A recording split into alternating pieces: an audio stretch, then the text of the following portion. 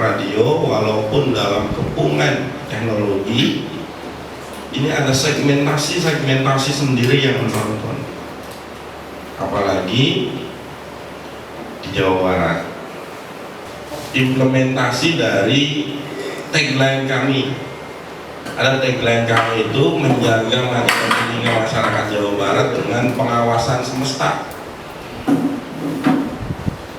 Orientasi dunia penyiaran ini mengarah pada bahwa bagaimana gitu ya, kita semua sebagai warga bangsa yang ada di Jawa Barat itu care terhadap permasalahan-permasalahan penyiaran, karena frekuensi ini bukan milik TV A, milik TV B. Frekuensi itu milik rakyat Indonesia yang dikelola oleh pemerintah atas nama negara.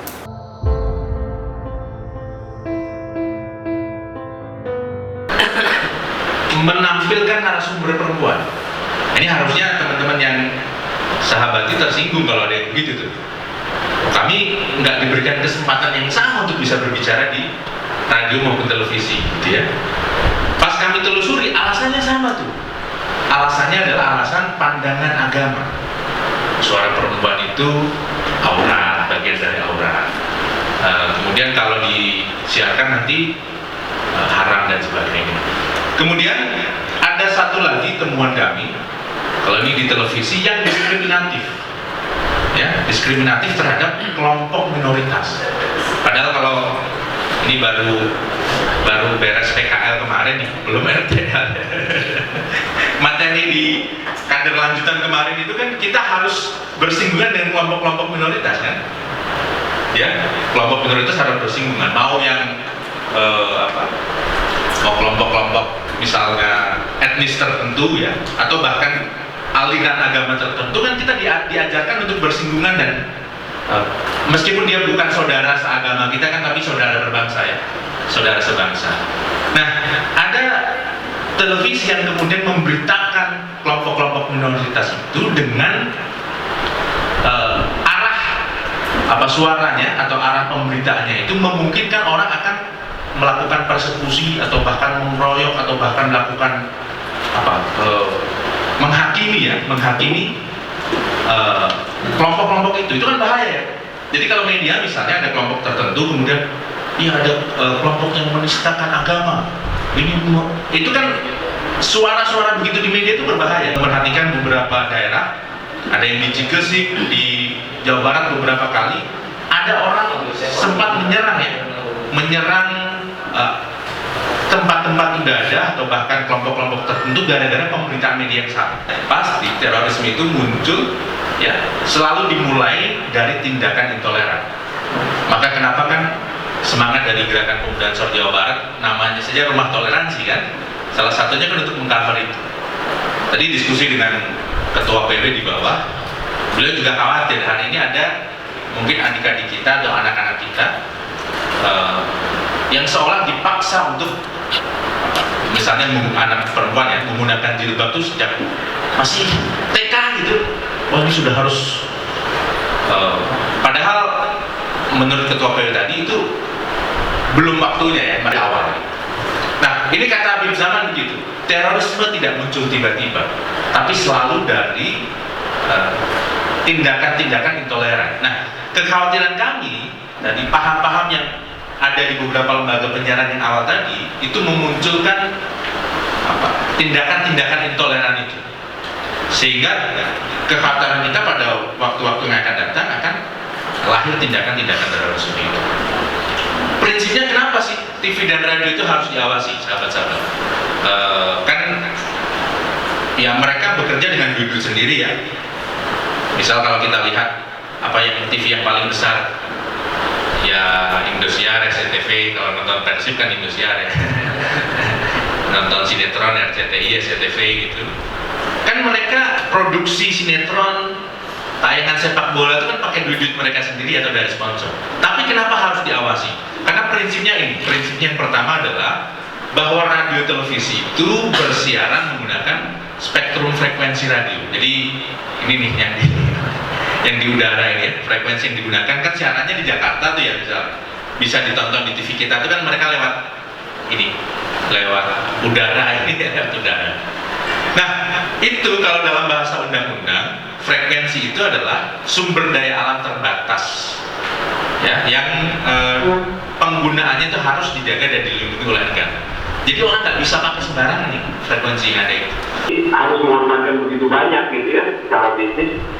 Dia adalah TV konvensional pertama yang streaming bisnisnya justru dari YouTube. Programnya dibangun sedemikian rupa sehingga menjadi program-program yang secara rating rating Nielsen itu nggak tinggi. Tetapi ketika dimasukkan ke dalam YouTube, wah view-nya jutaan. Gitu. Nah, hal ini semua diikuti oleh siapa? Trans 7.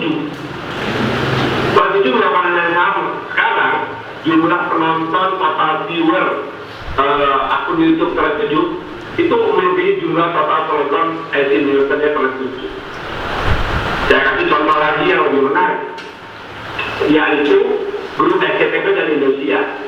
SCTV dan Indonesia itu punya 2 tim dalam programming. Tim yang pertama fokus pada meningkatkan rating, makanya dimasukin semua sinetron. Anda pernah nonton Indonesia sama SCTV? Isinya sinetron semua. Dari sinetron yang penuh dengan cinta air mata sampai sinetron yang dirasa terbang baru masuk ke yang lahat. Ya, dan tetapi pada saat bersamaan induk perusahaan mereka itu MTech membentuklah sebuah platform over the top yang namanya VIDEO. VIDEO. VIDEO adalah video berlangganan untuk kita nonton semua tayangan-tayangan yang ada di SCTV dan Indonesia dengan tujuan-tujuan tertentu. Contohnya Liga 1 sepak bola, Piala Dunia nanti, Liga Inggris akan berlangsung. Dan itu menjadi besar luar biasa. Sekarang ini video adalah salah satu, bukan salah satu, bahkan over the top OTT penyiaran yang paling tinggi di Indonesia. Biaya per bulannya yang mahal. Tetapi kecepatan dan bandwidth per harga yang mesti kita bayarkan untuk kecepatan dan bandwidth itu mahal sekali, sehingga untuk dapetin maksimum loh, bukan aktual, maksimum 100 MB dapat 100 Mbps ya, itu kita mesti bayar sekitar $100, $1,5 juta rupiah. Mahal itu deh. Dan kalau mau gratis ada, saya termasuk memastikan negara hadir untuk memberikan internet akses point gratis, tapi cuma 5 sampai 10 Mbps maksimum. Dipasang yang 5 device akses langsung dirucut ke darat karena bandwidthnya kecil sekali. Nah, jadi kapan kita bisa mendapatkan kapasitas besar dengan harga yang terjangkau dan kecepatan yang keren? Insya Allah tanggal 2 November 2022 ketika Anda bisa praktis. Jadi gini, kami mudah-mudahan analog switch off atau ASO istilahnya, ASO, analog switch off itu sudah disosialisasikan di dunia penyiar sejak tahun 2004. Tetapi para pemilik TV itu menolak semuanya. Hanya satu pemilik TV yang menerima konsep ASO, yaitu Pak Surya Paloh dengan konsep TV ini. Yang lain nolak. Karena apa? Karena ketika multimigrasi dari analog ke digital itu ada investasi besar yang harus dikeluarkan oleh TV. Jadi dari tahun 2004 itu udah terus. Tahun 2020 dalam pembahasan Undang-Undang Cipta Kerja masih terjadi tawar-menawar itu Pak. Masih terjadi tawar-menawar, masih ada yang bilang begini, udahlah nanti aja 2024 baru berlaku ASO-nya. Dengan harapan apa? Secara politik tahun 2024 ya ganti presiden, siapa tahu ganti penguasa. Secara politik itu yang sudah terjadi waktu itu. Nah, sekarang semua dipaksa. Pokoknya 2 November 2022 harus semuanya migrasi ke penyiaran digital. Agar apa? Agar bandwidth di frekuensi 700 MHz yang selama ini 100% ya digunakan oleh penyiaran televisi analog itu pada 2 November 2022 ketika semuanya sudah digital, maka bandwidth yang di 700 MHz ini ada sekitar 20%-nya, hanya 20% bandwidth-nya, seperlimanya enggak? Ini 5 nih, seperlimanya itu akan bisa digunakan untuk internet. Ketika ini terjadi, maka kecepatan internet akan sangat tinggi. Itu. Siapa yang akan memanfaatkannya? Tentu para operator. Siapa sih operatornya? 3 besar. Telkomsel, XL Axiata, ya, dan Indosat Perindo. Gitu. Ini yang akan, lalu nanti siapa lagi? Oh, ada di belakangnya Disney, ada Hutchinson. Harus swasta yang memanfaatkan. Karena mereka yang memiliki kemampuan untuk investasi, kemudian mengolahnya sedemikian rupa menjadi paket-paket yang bisa dibeli oleh masyarakat, affordable price. Negara nggak boleh berbisnis. Negara itu punya yang namanya BAKTI, sebuah badan layanan umum komunikasi dan sebuah badan layanan umum telekomunikasi dan internet yang berada di benteng media sekarang ini sedang terjadi. Kita jangan ketinggalan. Nah, kita kisapo, kita seperti saya sebutkan lagi ini adalah sumber daya manusia yang menjadi benang merah konvergensi media konvensional dengan media digital sekarang. Insya Allah, kalau kita menyadari hal itu, maka kita tidak akan pernah tertinggal menjadi bagian dari manusia-manusia yang berada di dalam transformasi digital yang sedang kita alami. Dalam urusan media-medianya sehingga terlahirlah media center NU Kota Bandung. Dan selanjutnya sekarang saya di PW Ansor juga, Kang Barah juga sudah mulai menginisiasi nanti kerjasama kita dengan RRI. Kenapa dengan RRI? Karena tadi disampaikan ternyata RRI itu punya perlengkapan yang sangat komplit, ya, sangat komplit dan tempat pembelajaran yang sangat bagus buat kita semua. Jadi kita doakan saja Kang Farhan mudah-mudahan selalu sehat walafiat dan diberikan keberkahan sehingga terus bisa membimbing kita di urusan media, wabil khususnya di urusan media dan urusan-urusan yang lainnya.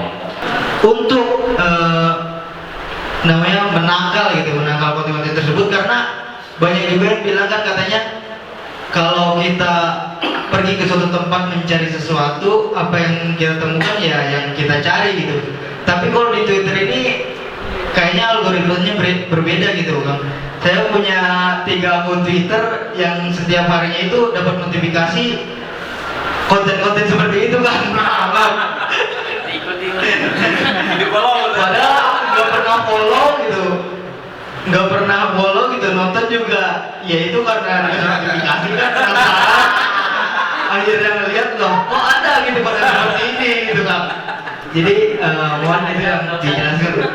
Konten itu tanggung jawab dari pemilik account, bukan tanggung jawab dari pengelola platform. Itulah dunia digital. Jadi platform itu kelemahannya yang bisa kalau. Jadi kalau misalnya kita mau bilang Netflix, wah Netflix nih ada film 365, isinya porno. Gitu. Maka Netflix bilang begini, oh enggak, itu bukan punya kita, langsung aja tuh dipromosikan sih, katanya eksklusif produser, bukan Netflix. Relasi sosial yang terjadi dan interaksi yang terjadi dalam dunia digital Jadi otoritarianisme di dunia digital itu sudah dicairkan menjadi apa? Menjadi demokrasi. Dan seperti lagi saya sampaikan sekaligus penutup saya mungkin akan sekalian, jiwa dari sebuah demokrasi adalah masyarakat madani. Dan ketika masyarakat madani bersuara, berekspresi, ada sebuah chaos atau kekacauan. Kenapa? Karena suara saya pasti berbeda dengan suara Karano, dengan suara Zaki, mungkin juga berbeda dengan suara dari orang-orang lain. Suara banyak sekali. There are, kalau kata bahasa Inggris, there are a lot of noise in democracy. But what matters is the voice of the people. Dari keberisikan suara yang ada ini, dari kebisingan yang ada ini, kita harus memiliki sensitivitas yang sangat tinggi untuk bisa mendengar suara rakyat. Itu filosofi dari sebuah demokrasi yang memasuki era digital sekarang. Gitu. Era otoritarianisme harus pelan-pelan kita tinggalkan. Karena begitu kita menjadi seorang otoriter dengan palu gada yang luar biasa seperti Thor, maka entitas seperti Bjorka atau di Twitter itu ada Treomacan atau akun digembok, itu akan menghancurkan institusi otoritarianisme ini. Hancur itu. Nah, untuk itulah maka yang mesti kita lakukan itu adalah memperkuat kecerdasan dari masyarakat modern. Nah, siapa yang bertugas untuk mendidik ya dari kita sendiri. Dengan tujuan yang pertama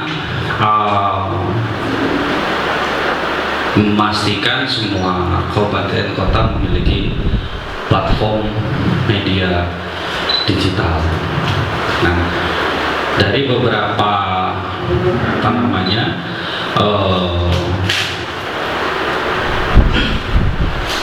cabang itu belum semua cabang maksimal pada urusan media digital.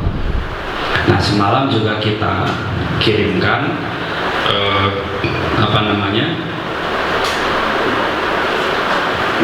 Google Form untuk diisi di PAC. Kita itu total 627 kecamatan. PAC kita 600 sekian. Nah, dari 600 sekian sampai dengan jam 7 tadi pagi itu hanya 55 PAC yang mengisi. Berarti hanya 1%. Hanya berapa? 9%. Kalau 10%-nya 60. Nah, ini problem buat kita. Dan kita tidak munculkan FB. Kemarin itu yang kita munculkan itu Instagram, Twitter, dan YouTube. Kan begitu ya. Namun dari sekian, dari 50 PAC selfie ya gitu banyak. Dan saya yakin Pak ini para pengguna marketplace Shopee ya, apalagi yang perempuan itu wajahnya wajah cekot semua. Gitu, wajah cekot ya. Shopee itu kalau Shopee Pay Later itu para peminjam semua ini ya gitu. Jadi resources kader Ansor se-Jawa Barat ini besar sekali. Kita kurang lebih ada 700.000 kader se-Jawa Barat saja kan gitu. Dan kita pastikan 90% itu wajah-wajah Shopee semua. Merupakan bisnis development Shopee. Latar belakang beliau dari Unpad, Sastra Indonesia, kemudian Fakultas Ilmu Budaya, kemudian organisasi di Vice President of BEM Gamma FIB Unpad. Senang sekali Kemudian juga Head of Departemen BEM FIB Unpad. Kemudian 2016 Project Manager of Theater Perform FIB Unpad. Ternyata orang teater juga. Tapi jangan dipaksa untuk main teater di ruangan ini. Ya, kan itu. Kalau main teater, sahabat-sahabat harus bayar lagi. Saya bisa sih. Kemudian juga beliau 2016 Project Manager of Karnaval Sastra Unpad. Email beliau irfanugraha@shopee.com. Buka peluang-peluang bisnis lainnya. Sahabat sekalian, salah satu orientasi PW Ansor Jawa Barat adalah membangun kemandirian ekonomi. Jadi ruang-ruang ini menjadi salah satu ikhtiar bagaimana membuka peluang untuk kemandirian ekonomi kader di setiap kabupaten kota, di setiap PAC. Karena hari ini sesuatu tidak terlepas dari persoalan media digital. Semua sudah dapat dilakukan melalui media digital. Dalam ini kita ingin mendorong para pelaku UMKM untuk bisa sampai go digital. Nah, harapan terakhir kami adalah setelah go digital kita bisa langsung go ekspor gitu. Nah, akan tetapi juga kalau misalnya ada waktu gitu ya, kalau main ke kantor kami yang ada di Jalan BKR di sebelah situ dekat gitu ya. Nah, di situ kita punya banyak produk yang kita pajang gitu kan, ada di sana. Produk-produknya adalah produk-produk, ada craft, ada makanan, ada fashion. Semua produk-produk itu adalah produk-produk dari Jawa Barat yang udah sampai ekspor produknya gitu. Nah, kita berharap gitu ya, produk-produk dari UMKM ini bisa terus berjalan, terus jauh lebih banyak lagi bisa ekspor seperti itu. Makanya kita akhirnya membuat program yang dinamakan Kampus UMKM Shopee Export. Nah, kemudian selanjutnya setelah tadi kita coba ngobrol gitu ya, dengerin dikit tentang Kampus UMKM Shopee. Sekarang kita coba ngobrol tentang potensi berbisnis online gitu. Nah, sebelum ke sana kita coba dulu bahas lagi tentang Shopee sedikit. Shopee ini akan berarti udah ada dari tahun 2015, bukan cuma ada di Indonesia, tapi ada di beberapa negara lainnya. Nah, seperti yang bisa dilihat gitu ya, ada Malaysia, Singapura, Filipina, Thailand, Taiwan sampai Vietnam. Nah, negara-negara ini negara-negara yang ada Shopee-nya. Nah, dari beberapa negara ini kan kita punya sedikit fakta menarik gitu ya, bahwa Indonesia adalah pasar terbesar penjualan Shopee gitu dari para pembeli-pembelinya. Kenapa di Indonesia itu paling besar? Karena yang pertama sudah pasti gitu ya, jumlah penduduknya lebih banyak, dan kemudian cukup royal gitu ya, ketika berbelanja itu bukan cuma 1-2 tapi banyak dan sering gitu. Kemudian kondisi pandemi pun menambah hal tersebut gitu. Kita akhirnya punya pasar yang sangat luas di Indonesia. Kemudian kita punya banyak jasa pendukung gitu di Shopee itu untuk para seller atau pelaku UMKM. Jasa pendukungnya itu kita punya Shopee Express untuk logistik gitu kan. Kalau Shopee Express pasti udah tahu gitu ya, itu jasa kirim yang Shopee miliki. Kemudian ada juga yang namanya dikelola Shopee. Nah, dikelola Shopee ini adalah program yang kita punya juga gitu. Nah, kalau misalnya punya seller pengen dititipin di Shopee gitu ya, dibantu dijualin, nah itu namanya bisa dikelola oleh Shopee. Jadi produknya atau toko kita ada di gudang Shopee, dikirimnya oleh Shopee, diaturnya oleh Shopee. Kemudian selanjutnya kita punya juga jasa finansial. Nah, kalau jasa finansial ini mungkin udah pada tahu gitu ya. Kita udah ada ShopeePay yang biasa kadang kita gunakan metode pembayaran. Nah, yang lain-lainnya ada PayLater, Shopee Pinjam, dan dana cepat. Seperti itu. Jasa layanan ini akhirnya kita juga udah cukup berkembang gitu ya di tahun 2002 ini, karena banyak sekali pengguna yang akhirnya bermain marketplace setelah kondisi pandemi kita. Nah, ini adalah update yang kita dapat gitu ya teman-teman. Ini adalah peluang berbisnis online di Indonesia. Nah, kenapa kita sebut peluang? Kita punya data sampling, punya data sampel yang kita ambil dari kuartal pertama atau kuartal pertama di tahun 2021. Data yang kita ambil itu dari We Are Social. Nah, data ini kita coba menghimpun teman-teman di sini. Kita punya total populasi penduduk di Indonesia itu sampai tahun kemarin itu 270,2 juta jiwa. Kemudian hampir 73%-nya adalah pengguna internet. Persennya adalah pengguna internet. Kemudian aplikasi berbelanja di e-commerce-nya itu sampai 400%. Gitu.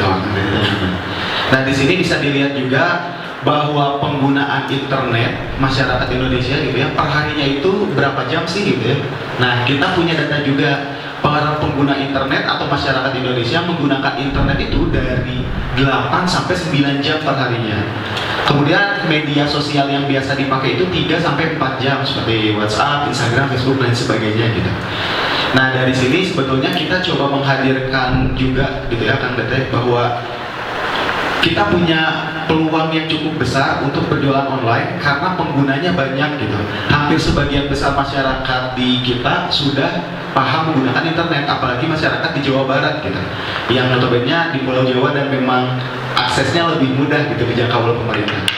Nah, maka dari itu saat ini sayang kalau misalnya kita belum mulai coba gitu ya, nah itu coba berjualan secara online dengan melihat peluang pasar yang ada yang sangat besar. Konten yang menjadikan kita itu menjadi viral. Kuncinya viral itu satu sebenarnya, sering upload, sering update. Karena Google itu punya crawl, punya mesin yang terus dia itu kayak satelit GPS. Di atas kita itu ada 24 satelit GPS, tepat di atas kita itu ada 8. Dia itu terus berputar. Nah, si Google itu punya crawl. Jadi dia tuh terus mendeteksi mana konten-konten yang update setiap hari, berapa ribu konten yang dia update setiap hari, ada sampai ribuan. Mekanisme buzzer itu begitu kan, satu konten di buzzer sama ribuan ratusan orang menjadi produksi, mereka memproduksi ribuan konten per hari. Nah, kita 700.000 kader, konten kita mana? Apakah kita menjadi trending? Pernah menjadi trending di Indonesia atau di dunia itu kapan kita menjadi trending? Nah, ini sistem mekanisme kerja bersama-sama tadi sudah dijelaskan oleh Al-Mukarram Syekhuna Bapak Jamrong.